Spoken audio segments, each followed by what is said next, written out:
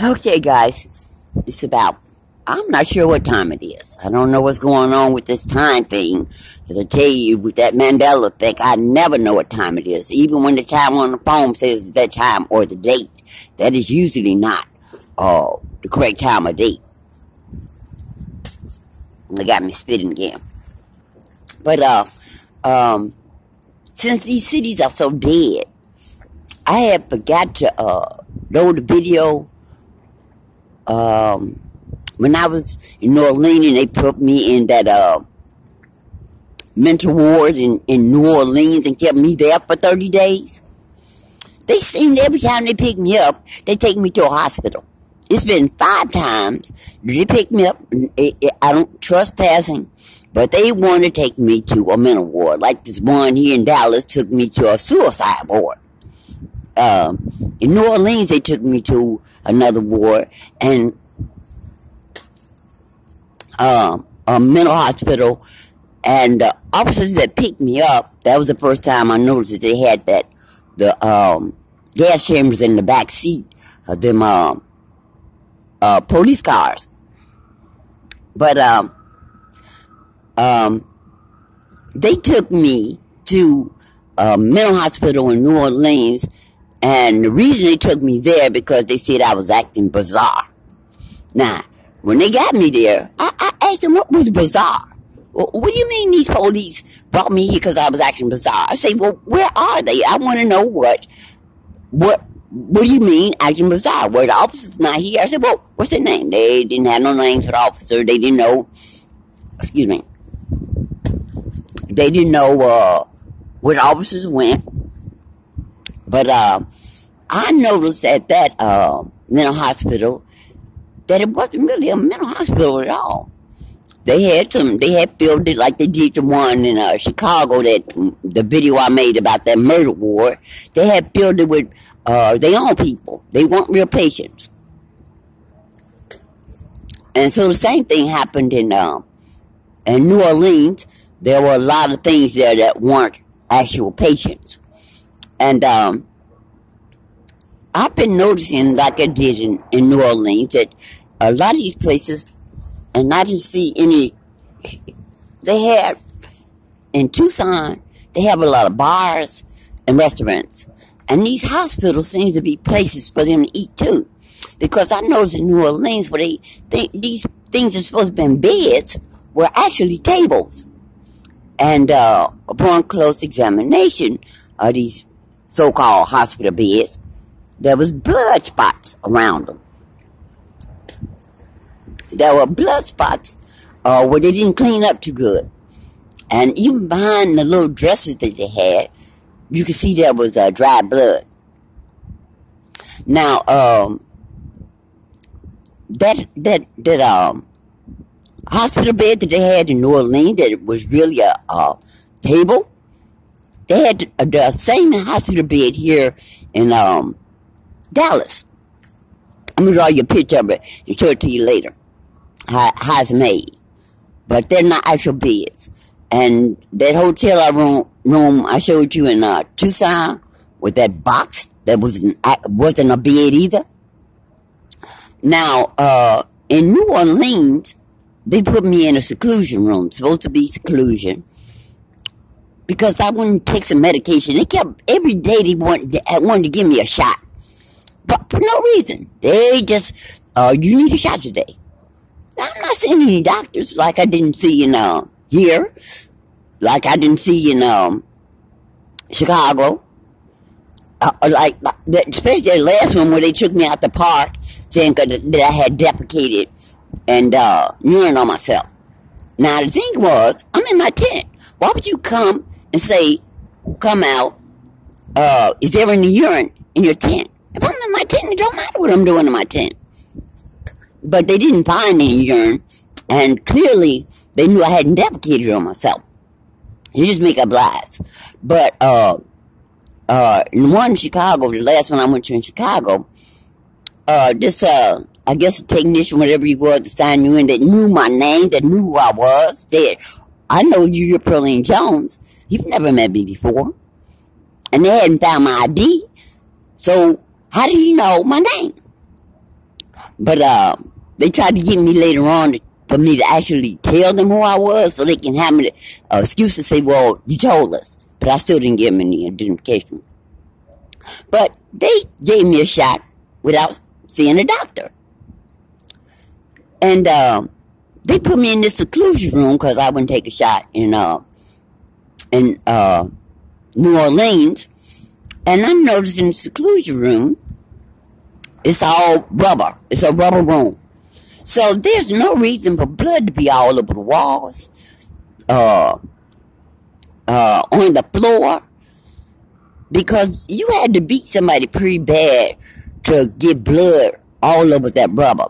Because even if a person is in a rubber room, there's nobody could hurt themselves about bouncing on that rubber wall. But there was blood in that seclusion room in New Orleans. I didn't notice. Oh, and there was also blood in that room, in that motel, on the walls and on the mirrors that I was in Tucson. And there's blood here in the room that I was in, here in that Dallas Correctional Center. Now, the thing that I noticed about that, supposed to be a ward for people trying to commit suicide who have psychological problems. Well, each room, and I've never known that happen before, each room had their own personal shower. Now, you got to remember, they don't give you towels. They don't give you blankets. They don't give you a uniform your first days there. But you have your own personal shower. So I looked at the shower, and the showers had blood in them. Now, these showers are stainless steel, but they're huge showers. Not a shower you find, they're too big, that you would find in your home. These were huge showers, but I looked and there was blood inside the showers. Another thing I had noticed when they took me to this Dallas Correctional Center, that the telephone that you had to use, where they give you a chance to make a call out, that in order to use these phones, you have to bend over. And they got, I think they had about 4 in the first room that I was in. And there's holes at the top that you could hear. But in order to talk, you had to bend over and put your butt in somebody's face in order to talk. So here's 4 ladies standing up there, bent over with their butts in each other's face. Now, it didn't make any sense to me. Why would you make a phone where, in order to use it, you have to bend over? But it wasn't made up like a regular police station, because when I refused to answer the questions about my medical health, and they said, well, since you don't answer the question, we're going to put you in suicide, you walk right over, and there's a medical ward. I've never known a police station to have a medical ward, a medical facility right there in the lobby of the police station.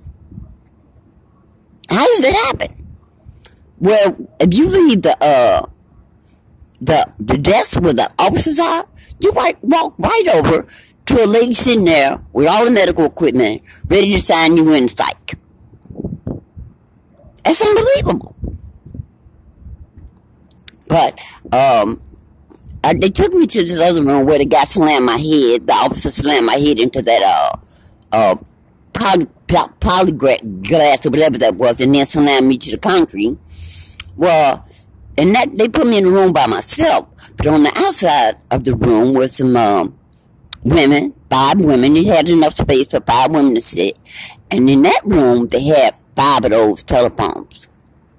I've never known detention place to have a phone for each individual person that's in a cell. So why would you have 5 phones in a cell for 5 women? Really? But like I said, the showers were in the second room they put me in to clean up my first room. I'll tell you about that another time. But it was a shower in that room where that makeshift table bed was, and it was a double shower. And it also had blood in it. But the thing that I was really curious about with that shower was, it had a shower thing in about the middle of it for a person that's really, really short. And then it had the hand shower thing in the middle, and at the top, it had another hole for water to come out.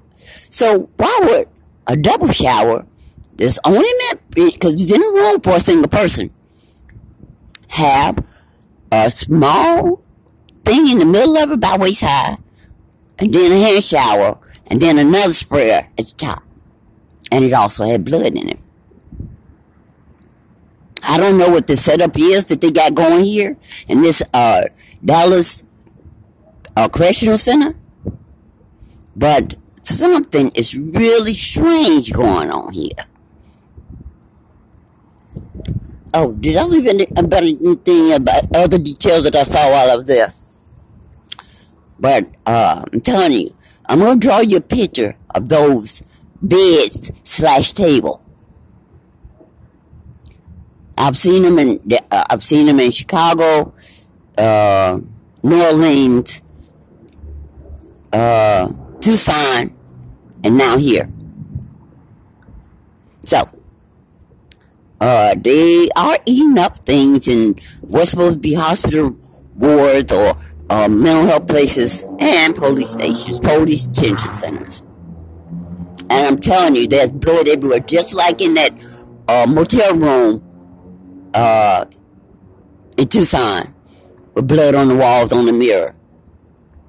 Alright guys, I just wanted to mention that, because I forgot about those details.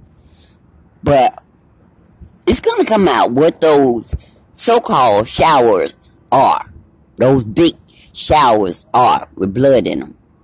And why do they have all them different sprayers in them?